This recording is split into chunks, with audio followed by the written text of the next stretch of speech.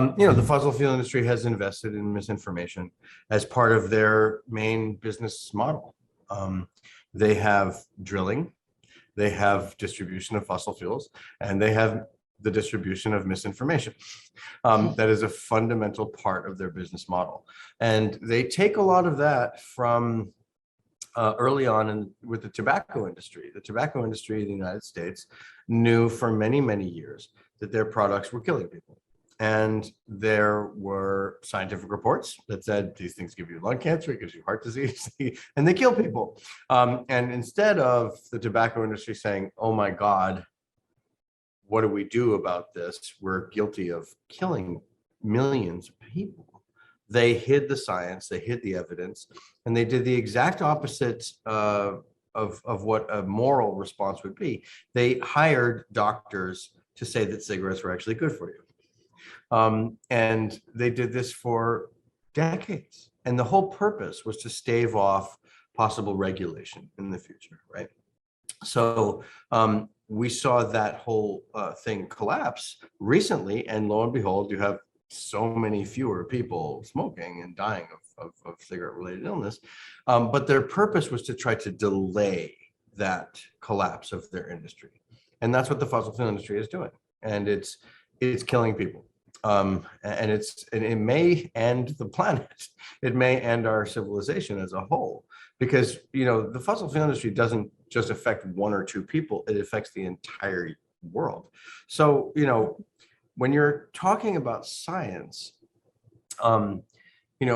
science in regular people's daily lives is something that we totally take for granted.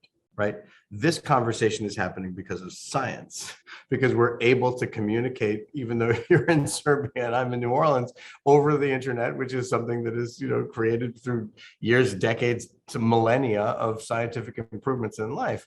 And so it's something we take for granted. But at the same time,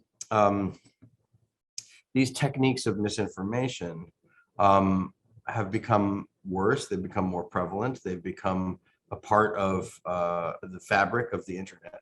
And we see social media platforms pulling people into different directions over and over again and playing on people's fears. Those fears are very often related to racism and other types of, very corrosive ideologies. So the fossil fuel industry is not only guilty of creating misinformation on climate change, but the fossil fuel industry has also created an atmosphere of misinformation that moves into so many different arenas, right? To the vaccines, for example. We know that we have vaccines right now against the coronavirus that are safe and effective, and they're performing extremely well. And yet, the way social media is operating now, there's a whole sector of people who have beliefs that often match up. For example, they deny climate change. They deny the germ theory of disease. They don't say, okay, well, you can get coronavirus from a germ, so we can vaccinate against that, blah, blah, blah. They also deny the basic idea that we are all brothers and sisters, that we are all human beings, that we are not, the different races are equal, and that we have to fight racism, we have to fight prejudice. They also, at the moment, are denying the whole validity of American democracy, because you see that same sector of people who don't believe in vaccines, who don't believe in climate change, who don't believe the truth on fracking, for example, being subject to that kind of misinformation. And the way that it works is not just through television and the former means of doing this, but now on social media. I mean, every single thing that I post gets attacked in some vicious way. And those misinformation campaigns now go beyond just the science on climate change, but they go directly to character assassination, and slander and smear campaigns against individuals.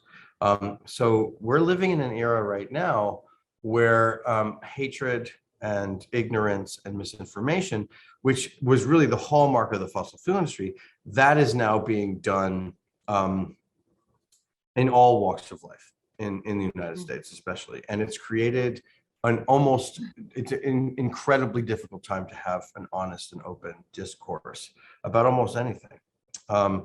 Very, very scary, because that tips us into the place of authoritarianism, into fascism. And if we don't have an accepted truth, if we're not all really interested in finding truth, all of these conversations become so much more difficult to have. It's so difficult to have progress of any kind. So, I'm extremely concerned about this. And my project, The Truth Has Changed, which was my solo performance, really was looking at the techniques of the fossil fuel industry, where they came after me and slandered my work on fracking and climate science in general, then were used in the 2016 presidential election by Donald Trump and Steve Bannon. And some of those same people who had been following me around the country for a decade were now in charge of getting Donald Trump elected. And that those same techniques that I had experienced, which I had a personal insight about, were now being used against the American public at large. And very effectively, because now it's not just that they can blanket misinformation to everyone, but now, because of Facebook, because of the data harvesting and the data mining that happens with Google and the internet and our mass media, they can tailor misinformation directly to you. And they can find out your personality types. They can find out your habits, where you go, where you shop, what kinds of things you know, what you don't know. When you search on Google, Google is collecting all that data on you. And they have tens of thousands of data points on every single individual. And then those data points are grouped together. And then they can find ways to tailor make ads and other things that are very deceptive to different groups of people, so that it's very, very difficult to tell, what's real and what's not real. I fall for it sometimes too. I have to admit that there are certain things that are designed to pull apart the very fabric of society. This is very, very scary and very dangerous. And in fact, what's interesting about it is, to me, the more we move into an era of advanced climate emergency, the more difficult it is to actually be on this planet, the more dangerous it is. And the more social media and the internet encourages us to be on a different planet, which is the cybersphere. The cybersphere doesn't have climate change. Right? It's a place where that doesn't exist. And that is a place that is increasingly fueled by fossil fuels, right? If you look at Bitcoin, if you look at blockchain, if you look at all the ways in which the internet, the metaverse, right, is advancing, it's telling people to spend more and more time in the metaverse and less time on the actual planet. That, to me, there's a relationship there that needs to be explored further. And so, I speak out about misinformation. And what I found was really upsetting was when I was saying, look, get vaccinated. We have to get out of COVID. I'm going like crazy. Everyone's going crazy. Please. Then all of a sudden, I started to see the very same attacks that I got on my work on fracking, on climate change, against those positions on vaccines. And it's amazing to me, because there's a lot of environmentalists in the United States who are also, how do I say this, that subscribe to sort of new age belief systems, right? There's a general distrust of authority and of corporations, which I think is healthy. But then that general distrust of corporations now starts to move into the arena of medicine. So I was really shocked to see that many people who were against fracking, for example, who are allies and who are people in our movement, were also against the vaccines. And so I said, you know what, I might lose some of my fans here, but I've got to speak out about this because I've always stood up for science, whether that was science on fracking or science on climate or science on the vaccines. So it's been unfortunate that some of the new age sort of philosophy about like crystals and gurus and you can improve things with your diet and all those things, dietary improvements are good. But, it's amazing to me that people who were vaccinated against polio as children, vaccinated against the measles and the mumps, the fact that they are not afraid of waking up one morning paralyzed from polio, and then they're coming out and saying that these vaccines are are wrong. It just goes to show you how much we've instilled fear and loathing and misinformation and distrust of our media in general. So that's a very long answer to this question, but I mean, it's something that is, I feel, very pervasive at the moment, and it's very discouraging. Well, I've always been an activist since I was a kid. I was the kid who was 6 years old making the Save the Whales drawings and putting them up in the building, in the apartment building. And when I was 17, I joined ACT UP, the AIDS Coalition to Unleash Power, the very as a kid in high school, the very influential of people fighting for a better medical care for people who had AIDS. And I've always just been, I think my life in the theater was very much about an understanding of what is justice. From whether I was doing Shakespeare or the Greek tragedies as a young child, or Arthur Miller, the great play All My Sons, where I played Chris Keller as I was 16 years old, where they are really actively trying to talk about justice. Theater in many ways is a quest for justice. Drama is a quest for justice. And so I think that being in those fictional circumstances over and over again, whether I was playing Shakespeare or playing Arthur Miller or playing whatever, led me to really think about the world in a very cathartic sense, which is that when we put things on stage or we put things on a film, it has the ability to transform people. So for me, there is no drama, there is no great art that doesn't include the politics of its time, explicitly the politics of its time. We don't think about that when we read Shakespeare because it's so long ago. We don't know the politics, right? But something like Hamlet was directly addressing Shakespeare's political moment, right?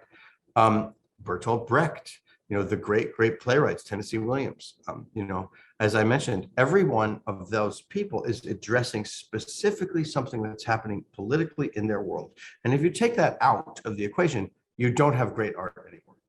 You might have entertainment, but you don't have this sense of politics is a fundamental ingredient.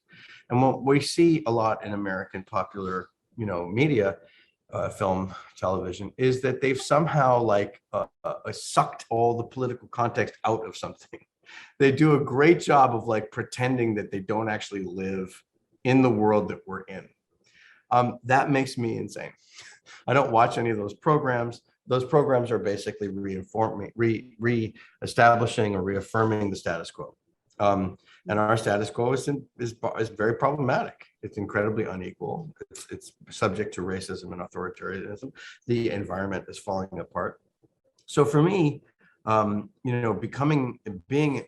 understanding that politics and theater are fundamentally fused, and politics and film are fundamentally fused, is just a part of my growing up and who I am. And specifically, I started working in the theater when I left the college university. I was immediately hired by a company that was bringing, we were doing an international exchange program of actors from all over Asia, and they meeting in Thailand, in Chiang Mai in Thailand, for 7 weeks. And I was a part of the only American company that was there. And I quickly started to work with a group of actors from Thailand and Indonesia and Japan, and we created this thing called International WOW Company. International WOW Company was a theater company of many, many nationalities. Some things like this in the past were done by Ariane Manouchkin, for example, in France, or Peter Brook, although Peter Brook was a much more of a kind of colonialist in a lot of ways. He was very, the Western mentality was very dominant in his work. What we were trying to do was create a theater that could represent actors from all over the world and create a new kind of stage. And the way that went about was very much a political process. We had to do plays that were about right now, about globalization, when nobody even talked about globalization. This was in the mid 90s. So growing up in that context and then making that work, our biggest performances, our biggest plays were the ones that directly addressed the political situation of our time. One of our biggest hits was a piece called The Bomb, which was done by us in New York City with actors from 8 different countries, like in the few months right after 9/11. So we went through 9/11 as a company. I worked in the World Trade Center as a gardener before I had enough money to subsist off of my directing. So we were adamantly opposed to the Afghanistan war because we didn't want a war in our names. We thought that the war nothing good would come of it. And guess what? We were right. 20 years ago, we argued that that war should never begin and that we should try to solve these problems through other ways. And guess what? What happened was we spent 20 years fighting a war in Afghanistan. We're right back where we started.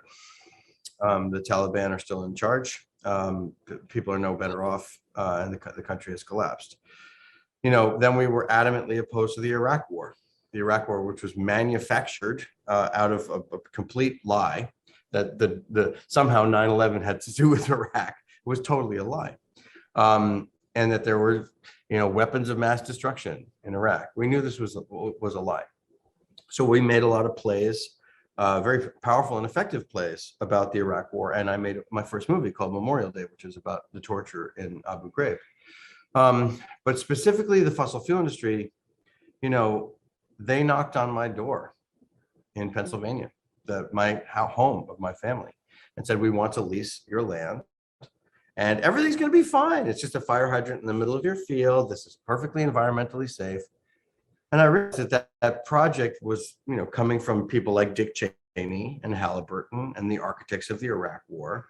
And that this was very, very scary to think that this incredible woods, this beautiful place, could be completely decimated in front of me in a few years if we had let this proposal go through.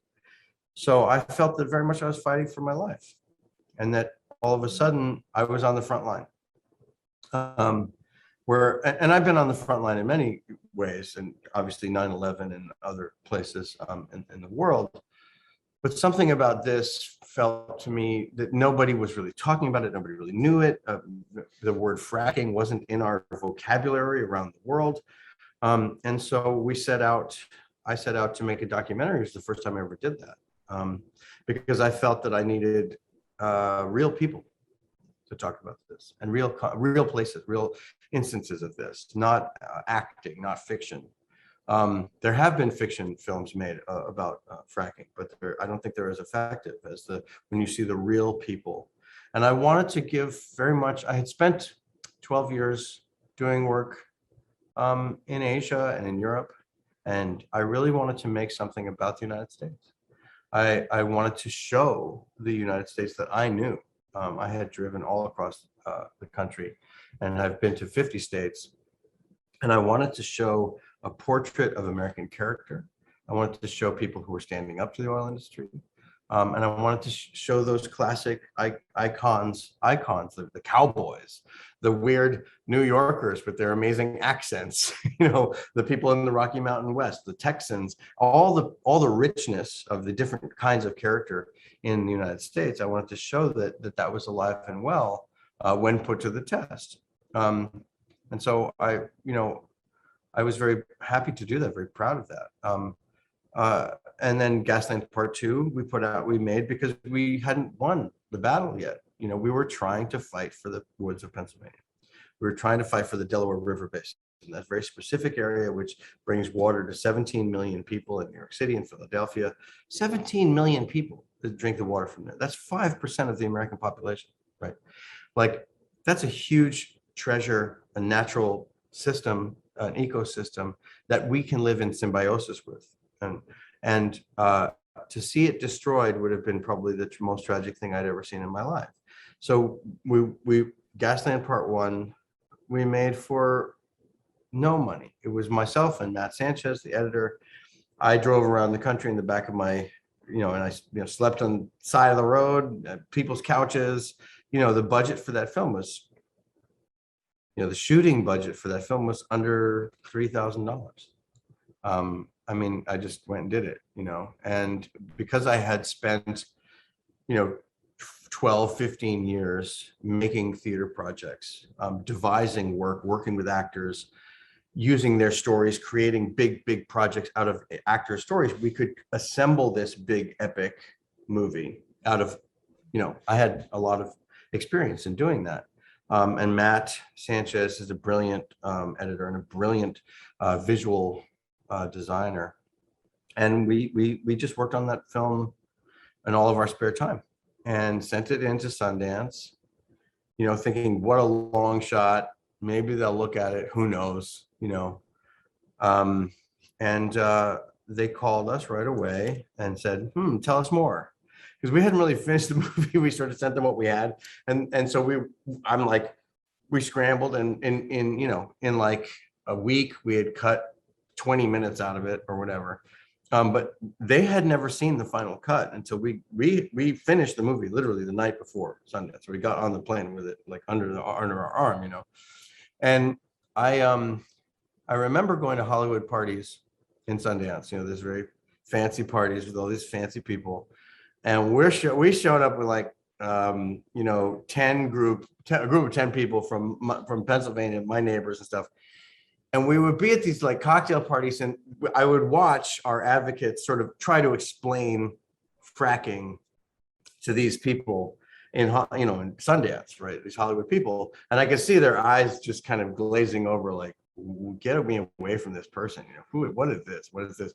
And by the end of 10 days at Sundance, we were sitting on the bus, the little bus that takes you from screening to screening, from place to place around the mountain in Utah.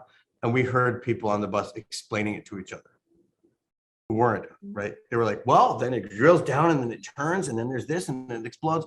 Like, we were like, okay, we did it. And then the oil industry was furious because we defined them before they got a chance to define themselves. They called me on the phone or send me email saying, that's not how you spell fracking, because we spelled fracking Fracking. We added the K. I added the K because they spelled it FRAC apostrophe ING for fracturing. They said, that's how it's spelled, frack. I said, no, this is how you spell it now. And they went ballistic. They went nuts. So we got the jump on them there. But what I have to say that I learned, even though we really brought that issue to the people, and now you can't have a presidential debate without talking about fracking. They can bring an enormous machine to bear on that and try to pollute the atmosphere. We were trying really desperately to not be partisan in terms of our politics. We wanted people from Wyoming, ranchers in Wyoming, to talk to farmers in Pennsylvania. We didn't want to be Michael Moore, with this constantly like making fun of people and being very, very out the gate, like, we hate these folks. We wanted to bring people together. But what did the oil industry do? They sought to make us into Michael Moore. They sought to make us into a partisan political force, when in fact we were trying to sidestep that. And since then, they have done it. And the nonstop character attacks, the nonstop misinformation, that wave that came at us. It's very, very difficult not to let it get to you. But one of the main lessons that I have comes from my collaborator on the film Awake, A Dream from Standing Rock, Myron Dewey, who just passed away, which is very hard that he just died in very strange circumstances. He would always say to me, listen, just let your work speak for you. You know what I mean? Don't go down into the mud. Don't respond to these people who are attacking you in all these horrible, untrue, crazy ways that are increasingly sophisticated.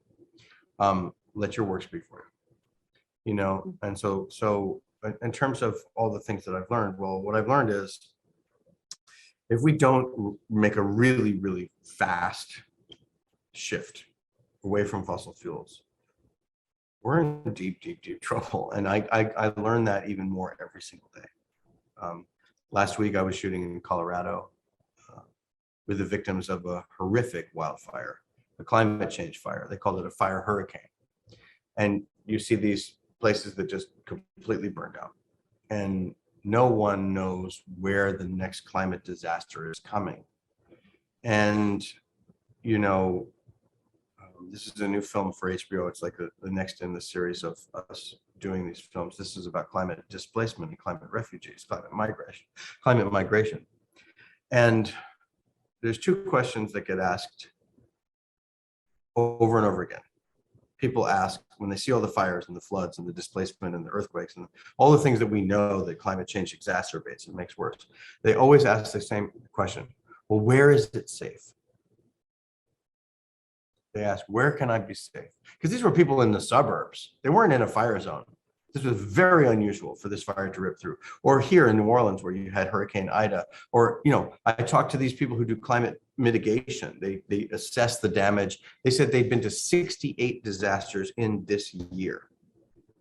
They just went from one to another to another. From New Orleans to New York to this to the, you know what I mean? It just, where, and they, so people ask me every time, well, where can I go to be safe? Where can I be safe?